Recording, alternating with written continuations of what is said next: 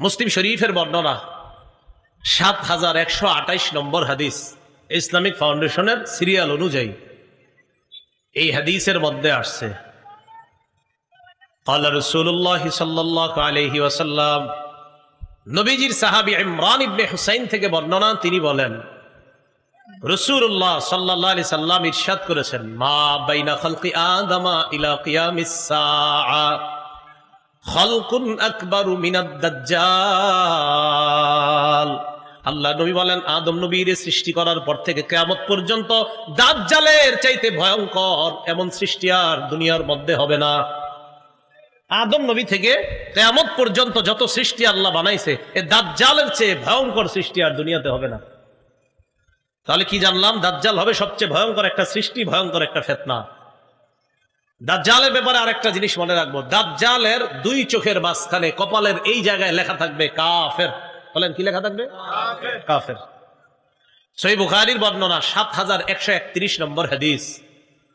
عن أنس بن مالك رضي الله تعالى عنه قال قال رسول الله صلى الله عليه وسلم। আনাস রাদিয়াল্লাহু তাআলা আনহুর বর্ণনা, রাসূলুল্লাহ সাল্লাল্লাহু আলাইহি ওয়াসাল্লাম ইরশাদ করেন, নবীজি সাল্লাল্লাহু আলাইহি ওয়াসাল্লাম বলেন, দাজ্জাল সে যে দুনিয়ার মধ্যে আসবে, এই দাজ্জালের ব্যাপারে নবীজি বলেন, মা বুইসা নাবিয়্যুন ইল্লা আনজারা উম্মাতাহুল আ'ওয়ারাল কাযযাব। এমন কোন নবী দুনিয়াতে আসে নাই যেই নবী তার জাতিকে কানা মিথ্যাবাদী দাজ্জালের ব্যাপারে বলে নাই। এই হাদিস থেকে বুঝলাম দুনিয়ার সব নবীরা তার জাতিকে মিথ্যাবাদী কানা দাজ্জালের ব্যাপারে বলছে। তো নবীজি বলেন, মা বুইসা নাবিয়্যুন ইল্লা আনজারা উম্মাতাহু আল আ'ওয়ারাদ দাজ্জাল আল আ'ওয়ারাল কাযযাব। নবীজি বলেন, এমন কোন নবী দুনিয়ার মধ্যে পাঠানো হয় নাই। যত নবী দুনিয়ার মধ্যে পাঠানো হয়েছে, প্রত্যেক নবী তার জাতিকে কানা দাজ্জাল, মিথ্যাবাদী দাজ্জাল, কানা মিথ্যাবাদী দাজ্জালের ব্যাপারে সতর্ক করেছেন। এবার আল্লাহ নবী বলেন, আলা ইন্নাহু আ'ওয়ার, শোনো দাজ্জাল অন্ধ। নবীজি বলেন, আলা শোনো, ইন্নাহু আ'ওয়ার, দাজ্জালের এক চোখ হবে অন্ধ। ওয়া ইন্না রাব্বাকুম লাইসা বিআ'ওয়ার, তোমাদের রব অন্ধ না। আচ্ছা, এটা কেন বললেন? তোমাদের রব, দাজ্জাল বলবে আমি রব, নাউজুবিল্লাহ। এই জন্য নবীজি বলে দিয়েছেন, শোনো তোমাদের রব অন্ধ না। রব আবার অন্ধ হয়নি, দাজ্জালের এক চোখ হবে কানা। এরপর রাসূলুল্লাহ সাল্লাল্লাহু আলাইহি সাল্লাম বলেন যে দাজ্জাল সে হবে কানা। ওয়া ইন্না রাব্বাকুম লাইসা বিআ'ওয়ার, আর তোমাদের রব অন্ধ নয়। ওয়া ইন্না বাইনা আইনাইহি কাফিরুন মাকতুবুন, ওয়া ইন্না বাইনা আইনাইহি মাকতুবুন কাফির, দাজ্জালের দুই চোখের মাঝে, এর মানে কপালের এই জায়গাটায় মাকতুবুন কাফির লেখা থাকবে, কাফের। দুই চোখের মাঝখানে কি লেখা থাকবে? কাফের লেখা থাকবে। দাজ্জালের ব্যাপারে আরেকটা বিষয়, দাজ্জালের হাতে জান্নাত এবং জাহান্নাম। বলেন, দাজ্জালের হাতে থাকবে জান্নাত এবং, এটা দিয়ে ধোঁকা দিবে মানুষকে।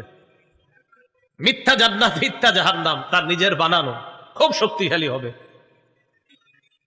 বুখারী শরীফের বর্ণনা ৩,৩৩৮ নম্বর হাদিস। عن أبي هريرة رضي الله تعالى عنه قال قال رسول الله صلى الله عليه وسلم। আবু হুরায়রা রাদিয়াল্লাহু তাআলা আনহুর বর্ণনা, আল্লাহর নবী বলেন, ইয়াজিউ মাআহা বিমিসালিল জান্নাতি ওয়ান নার। নবীজি বলেন, দাজ্জাল তার সাথে জান্নাত আর জাহান্নামের মতো মিথ্যা দুইটা জিনিস নিয়ে আসবে। এরপর দাজ্জাল বলবে,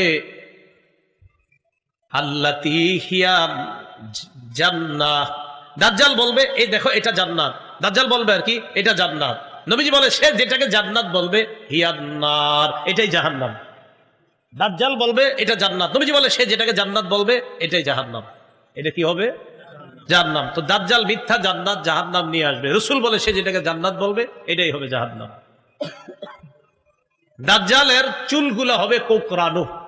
দাজ্জালের চুল হবে কি? কোকড়ানো হবে। ইবনে মাজার ৪,০৭১ নম্বর হাদিসের বর্ণনা, হুযায়ফা রাদিয়াল্লাহু তাআলা আনহুর বর্ণনা, ক্বালা রাসূলুল্লাহ সাল্লাল্লাহু আলাইহি ওয়াসাল্লাম, আল্লাহ নবী বলেন, আদ-দাজ্জালু আ'ওয়ারু আইনিল ইউসরা, দাজ্জালের বাম চোখ হবে কানা। জুফালুশ শা'রি, চুলগুলা হবে কোকড়ানো। দাজ্জালের চুলগুলা হবে কোকড়ানো, আর দাজ্জালের বাম চোখ হবে কানা। এবার রাসূল সাল্লাল্লাহু আলাইহি সাল্লাম বলেন, দাজ্জালের ডান হাতে বাম হাতে ঠান্ডা পানি গরম পানি থাকবে। ঠান্ডা জান্নাত জাহান্নাম আছে তো, আবার ঠান্ডা পানি আর গরম পানিও থাকবে। তো সাধারণত আমাদের কোন পানিটা খাইতে মন চায়, ঠান্ডা না গরমটা? ঠান্ডা না, এই ঠান্ডা পানি গরম পানি থাকবে দাজ্জালের কাছে। সহিহ বুখারীর 3450 নম্বর হাদিসের বর্ণনা। قال رسول الله صلى الله عليه وسلم, রাসূলুল্লাহ সাল্লাল্লাহু আলাইহি সাল্লাম বলেন, ইন্নামা দাজ্জাল ইযা খারাজা মাআন ওয়া নার। নবীজি বলেন, দাজ্জাল যখন বের হবে তার সাথে পানি থাকবে আর আগুন থাকবে।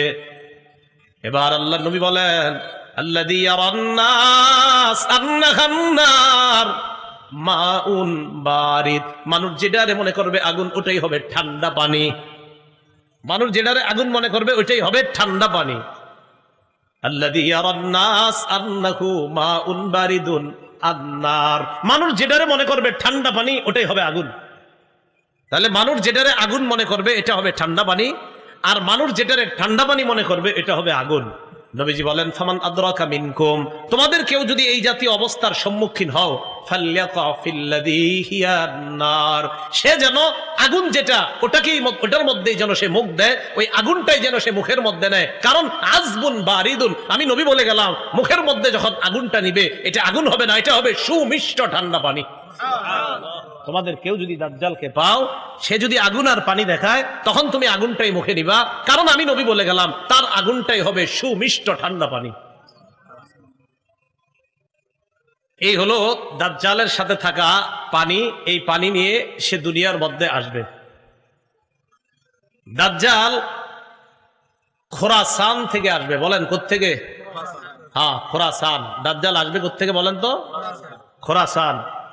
রাসূলুল্লাহ সাল্লাল্লাহু আলাইহি সাল্লাম বলেছেন দাজ্জালের ব্যাপারে, ইয়াখরুজুদ দাজ্জাল মিন আরদিন বিল মাশরিক, দাজ্জাল পূর্ব দিক থেকে বের হবে। ইউকালু লাহা খোরাসান, এলাকাটার নাম হবে খোরাসান। এলাকাটার নাম কি হবে? তাহলে দাজ্জাল যেই এলাকা থেকে বের হবে ওই এলাকাটার নাম হবে খোরাসান, এটা পূর্ব দিকে হবে। দাজ্জাল যেই এলাকা থেকে বের হবে এলাকাটার নাম হবে খোরাসান, এটা কোত্থেকে বের হবে? পূর্ব দিক থেকে বের হবে। ইবনে মাজার 4072 নম্বর হাদিস। রাসূলুল্লাহ সাল্লাল্লাহু আলাইহি সাল্লাম বলেন, দাজ্জাল পূর্ব দিক থেকে বের হবে, তার এলাকাটার নাম হবে খোরাসান। দাজ্জালের ব্যাপারে আসছে 40 দিন, 40 মাস বা 40 বছর, যেটা হোক 40 দিনের হায়াত নিয়ে দাজ্জাল দুনিয়াতে আসবে। কোন বর্ণনায় দেখবেন 40 বছর আছে। ইবনে মাজার এক বর্ণনায় 40 বছরের কথা আছে, বাকি কিছু বর্ণনায় 40 দিনের কথা আছে। 40 দিন হইলেও কিন্তু অবস্থা খারাপ। প্রথম দিনটা হবে 1 বছরের সমান, দ্বিতীয় দিনটা হবে 1 মাসের সমান, তৃতীয় দিনটা হবে 1 সপ্তাহের সমান, বাকি দিনগুলো হবে আমাদের দিনের মতোই। তো দাজ্জাল এইভাবে আপনার পৃথিবীর মধ্যে আত্মপ্রকাশ করবে। আর দাজ্জাল হবে আদম নবী থেকে যত সৃষ্টি আল্লাহ বানাইছে সবচেয়ে ভয়ঙ্কর সৃষ্টি। এগুলো হলো কিয়ামতের আলামত। দাজ্জাল যখন পৃথিবীর মধ্যে আসবে, ওই সময় পৃথিবীতে আরেকজন কিয়ামতের আলামত হিসাবে যিনি থাকবেন, এটা ভালো, ইমাম মাহদি। বলেন কি নাম? ইমাম মাহদি। ইমাম মাহদি আগে থেকেই থাকবেন। ইমাম মাহদির ব্যাপারে আমাদের আকীদাটা ভালো করে মনে রাখবেন। আপনাদের এলাকার একজন হঠাৎ বলে ফেললো আমি ইমাম মাহদি, কথার কথা বলে, এরকম বলতেছে অনেকে। দেখবেন হঠাৎ হোমনা থেকে যদি একজন বলে ফেলে আমি ইমাম মাহদি, আপনাদের অনেকে বলবে হইতেও পারে, কথার কথা। ইমাম মাহদি তিনি হবেন যার সাথে নবীর বক্তব্য মিলে যাবে। বলেন, ইমাম মাহদি তিনি হবেন যার সাথে নবীজির বক্তব্য মিলে যাবে। তো নবীজির বক্তব্য আমরা মিলাই। ইবনে মাজার 4083 নম্বর হাদিসের বর্ণনা। عن أبي سعيد الخدري رضي الله تعالى عنه أن رسول الله صلى الله عليه وسلم قال يكون في أمتي المهدي إن قصر فسبع وإلا فتسعون। আল্লাহ নবী বলেন, মাহদি আমার উম্মতের মধ্য থেকেই হবে। মাহদি দুনিয়ার মধ্যে 7 বছর অথবা 9 বছর রাজত্ব করবে। কয় বছর? বলেন তো, মাহদি এই উম্মতের মধ্য থেকেই হবে, রাজত্ব করবে কয় বছর? 7 বছর অথবা 9 বছর। বাস একটা ধারণা পাইলাম আমরা। এবার আরেকটা ধারণা, মাহদি পুরা পৃথিবীতে ইনসাফ এবং ন্যায় বিচার প্রতিষ্ঠিত করবেন। পুরা পৃথিবীতে ইনসাফ ন্যায় বিচার প্রতিষ্ঠিত করবেন। আবু দাউদ শরীফের 4285 নম্বর হাদিসের বর্ণনা, 4285 এই হাদিসের মধ্যে আসছে। এটার বর্ণনাকারী আবু সাঈদ খুদরি রাদিয়াল্লাহু তাআলা আন্না রাসূলুল্লাহ সাল্লাল্লাহু আলাইহি ওয়াসাল্লাম قال নবীজি বলেন আল মাহদিয়্যু মিন্নি, মাহদি হবে আমার বংশের। নবীজি বলেন মাহদি হবে আমার বংশের। এরপর আল্লাহ নবী বলেন আমার বংশের মাহদি হবে। মাহদি যখন দুনিয়ার মধ্যে আসবে, আসার পর আজলাল জাবহা, কপালটার দিকে তাকাইবা, তাকায় দেখবা মাহদির কপালটা হবে চওড়া উজ্জ্বল। আকনাল আনফি, নাকটা হবে উঁচু। মাহদির কপাল হবে উজ্জ্বল, নাক হবে উঁচু। এরপর নবীজি সাল্লাল্লাহু আলাইহি ওয়াসাল্লাম বলেন ইয়ামলিকু ফিল আরদ ইয়ামলাউ ফিল আরদি কিসতান ওয়া আদলা কামা মুলিআত জুলমান ওয়া জাওরা। পুরো পৃথিবী যেমন জুলুম নির্যাতনার পাশবিকতায় ভরে যাবে, মাহদি এসে জুলুমের বিপরীতে পুরো দুনিয়াতে ইনসাফ কায়েম করবে। সুবহানাল্লাহ। তাহলে মাহদির ব্যাপারে দুইটা বিষয় জানলাম, 7 বছর বা 9 বছর রাজত্ব করবে। আরেকটা জানলাম তার কপাল হবে চওড়া, নাক হবে উঁচু। তিনি মুহাম্মদ সাল্লাল্লাহু আলাইহি সাল্লামের বংশ থেকে হবে। মুহাম্মদ সাল্লাল্লাহু আলাইহি সাল্লাম বংশ মানি ফাতেমার বংশ থেকে, ফাতেমার বংশ মানি হযরত হাসানের বংশ থেকে হবে। আসবে একটু পরে বলতেছি। দেখেন মাহদি যিনি হবেন তারে আল্লাহ এক রাতেই খেলাফতের যোগ্য বানায়া দিবেন। সুবহানাল্লাহ। কয় রাতে? এক রাতে। হ্যাঁ। ইবনে মাজার 4085 নম্বর হাদিসের বর্ণনা। عن علي بن أبي طالب رضي الله تعالى عنه قال قال رسول الله صلى الله عليه وسلم নবীজি বলেন আল মাহদিয়্যু মিন্না আহলাল বাইত, মাহদি আমাদের আহলে বাইতদের একজন। মাহদি আমাদের আহলে বাইতদের মধ্য থেকেই হবে। মাহদি আমাদের আহলে বাইতদের মধ্য থেকে হবে। ইউসলিহুল্লাহু ফি লাইলা, আল্লাহ নবী বলেন মাহদি যিনি হবে তাকে আল্লাহ পাক রব্বুল আলামিন এক রাতের মধ্যে খেলাফতের যোগ্য বানিয়ে দিবেন। তাহলে একজন ব্যক্তির মাঝে সবগুলা পাওয়া যাইতে হবে, আলামত পাওয়া গেলে তিনি হবে মাহদি।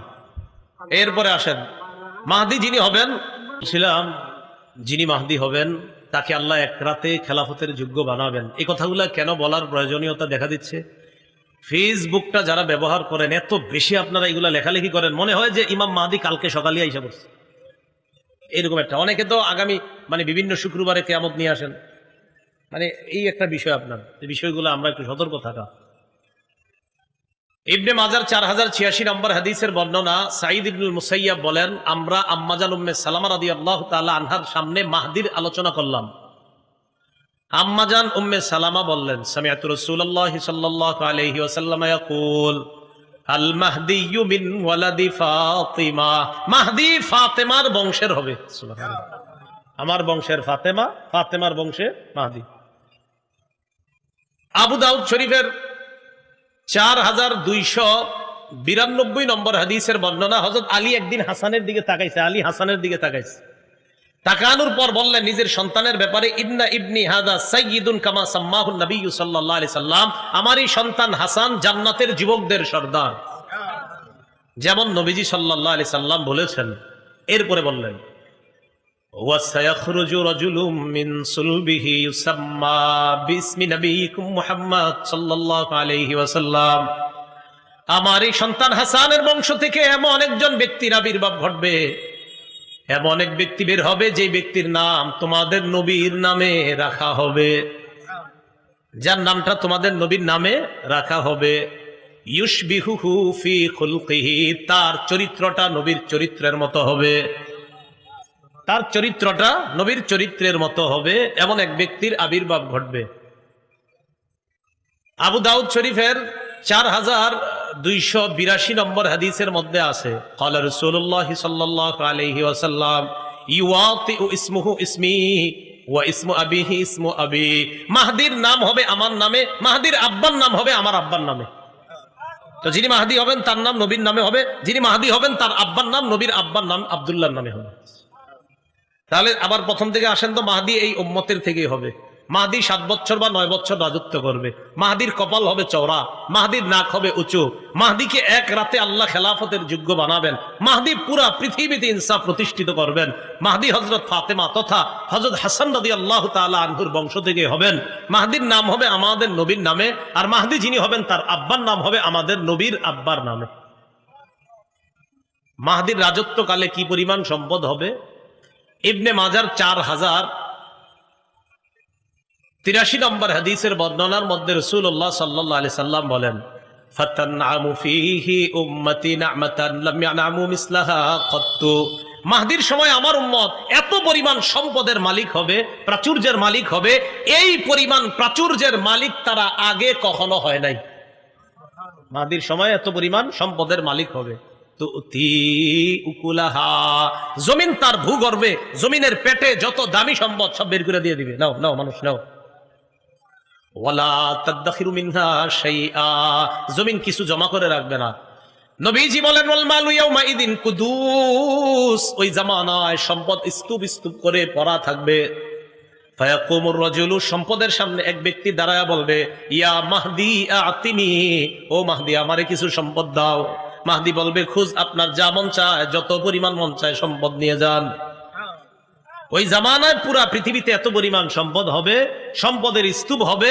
মাহদি সম্পদের স্তূপের সামনে কোনো ব্যক্তি দাঁড়ায় বলবে, আমারে সম্পদ দাও। মাহদি বলবে, যা মন চায়, যত পরিমাণ মন চায় সম্পদ নিয়ে যান।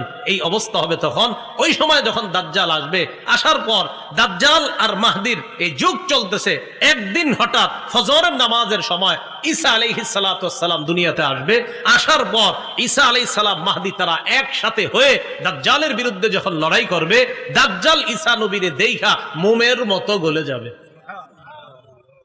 দাজ্জাল মোমের মতো গলে যাবে।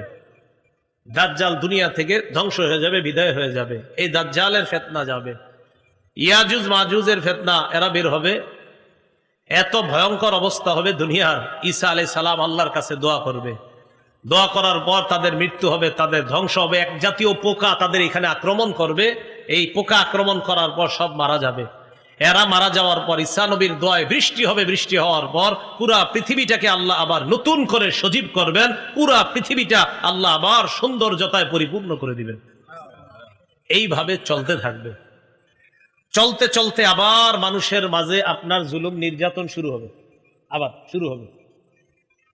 জুলুম নির্যাতন হইতে হইতে এক পর্যায়ে পৃথিবীর মানুষগুলা সবচেয়ে নিকৃষ্ট মানুষে পরিণত হবে। বুঝেন, ঈসা নবীর সময় সবচেয়ে ভালো হয়ে গেল, হওয়ার পর আস্তে আস্তে আস্তে আস্তে আস্তে আবার খারাপ হয়ে যাবে।